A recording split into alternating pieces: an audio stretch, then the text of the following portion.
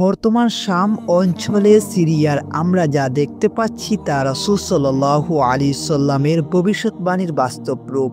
রাসূল সাল্লাল্লাহু আলাইহি সাল্লাম যে ভবিষ্যৎবাণী করেছেন তা আজ বাস্তবে রূপ নিতে শুরু করেছে। হাদিসে আমরা পাই রাসূল সাল্লাল্লাহু আলাইহি সাল্লাম বলেন, আমার উম্মতের একটি দল সর্বদা সত্যের উপর প্রতিষ্ঠিত থেকে যুদ্ধ করবে, তারা কিয়ামত পর্যন্ত বিজয়ী থাকবে। রাসূল সাল্লাল্লাহু আলাইহি সাল্লামকে জিজ্ঞাসা করা হলো, তারা কোথায় থাকবে? তিনি বললেন, বাইতুল মাকদিস এবং বাইতুল মাকদিসের আশপাশে। এই ভবিষ্যৎবাণী আল্লাহর বিশেষ রহমত এবং উম্মতে মুসলিমার জন্য আশার আলো, যা আজ সিরিয়ার মুজাহিদ বাহিনীর বিজয়ের মাধ্যমে বাস্তবতার দিকে এগিয়ে যাচ্ছে। পবিত্র কুরআনুল কারিমে আল্লাহ সুবহানাহু ওয়া তাআলা বলেন, আল্লাহর পথে তাদের বিরুদ্ধে যুদ্ধ করো যারা তোমাদের বিরুদ্ধে যুদ্ধ করে কিন্তু সীমা লঙ্ঘন করে না। নিশ্চয় আল্লাহ সীমা লঙ্ঘনকারীদের ভালোবাসেন না। হাদিসে রাসূল সাল্লাল্লাহু আলাইহি সাল্লাম বলেন, যখন আল্লাহ তোমাদের শাম অঞ্চলে বিজয় দান করবেন তখন সেখানে তোমাদের সম্মান এবং মুক্তি থাকবে, আর আল্লাহ তোমাদের শত্রুদেরকে ধ্বংস করবেন এবং তোমাদের সম্মানিত করবেন। এই আয়াত এবং হাদিস থেকে স্পষ্ট যে সিরিয়া বিজয় অর্জন করা শুধুমাত্র একটি সামরিক ঘটনা নয়, এটি ইসলামের বিজয়ের প্রথম ধাপ। সিরিয়া বা শাম অঞ্চলে ইসলামের ইতিহাসে এক অত্যন্ত গুরুত্বপূর্ণ স্থান। এটি আল আকসার পথে এক অবিচ্ছেদ ধাপ। বর্তমান সময়ে কিছু সুশীল এবং পশ্চিমা মিডিয়া বিভিন্ন ধরনের বিভ্রান্তিকর তথ্য প্রচার করেছে। তারা দাবি করেছে যে সিরিয়া বিজয়ের পর ইসরায়েল এবং আমেরিকা মুজাহিদ বাহিনীর বিরুদ্ধে যুদ্ধ শুরু করতে পারে।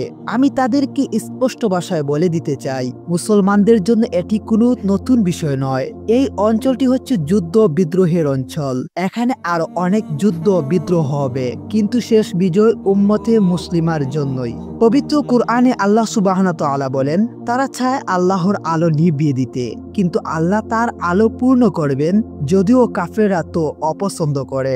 পবিত্র কুরআনুল কারিমে এই আয়াত আমাদের আশ্বস্ত করে যে বিইজনিল্লাহ শামের মুজাহিদ বাহিনী তাদের সংগ্রাম চালিয়ে যাবে, কারণ সিরিয়ার বিজয় শুধুমাত্র চূড়ান্ত বিজয় অর্জনের প্রথম ধাপ। এখনো অনেক বাকি। তবে প্রশ্ন উঠতে পারে, সিরিয়ার মুজাহিদ বাহিনী যদি ইসরায়েল এবং আমেরিকার বিরুদ্ধে যুদ্ধ শুরু করে তাহলে ফলাফল কি হবে?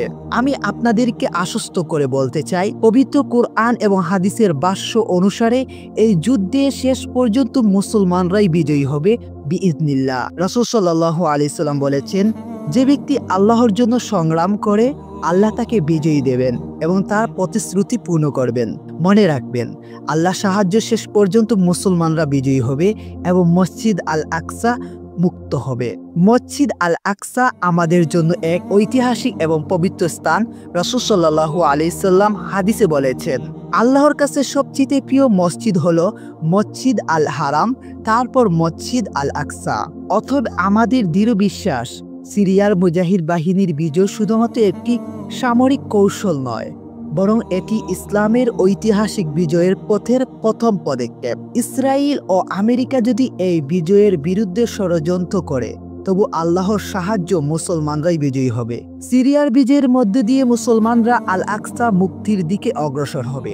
আজকের সিরিয়া বিজয় আল আকসার বিজয়ের প্রথম ধাপ। যদি কিছু লোক সিরিয়ার বিজয়ের পর ইসরায়েল ও আমেরিকার যুদ্ধ শুরু করতে পারে বলে ধারণা করেছে, আমরা তাদেরকে বলে দিতে চাই, আল্লাহ সুবহানাহু ওয়া তাআলার সাহায্য মুসলমানরা শাম এবং আল আকসাকে মুক্ত করবেই বিইজনিল্লাহ। কুরআন হাদিসের ভাষ্য অনুযায়ী মুসলমানরা চূড়ান্ত বিজয়ী হবে এবং বিইজনিল্লাহ আবারও পবিত্র মসজিদ আল আকসা মুক্ত করা হবে। লেখা নিয়েছি আরিফ ইবনে হাসান ভাইয়ের কাছ থেকে। আল্লাহ তাআলা ওনার পরিশ্রম কবুল করুন, আমিন।